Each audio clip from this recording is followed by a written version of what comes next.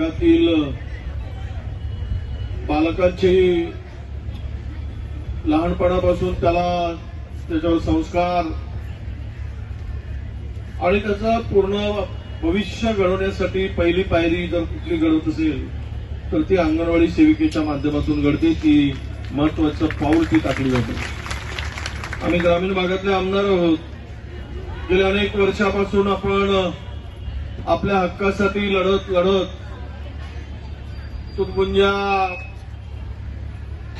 मानधनापासून फार मोठ्या गर्जना झाल्या, पण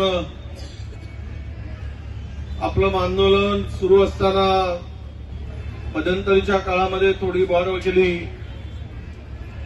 10,000 7,500 पर्यंत घेऊन गेले. पण आज जर विचार केला की आपण महागाई ज्या पद्धतीनं वाढते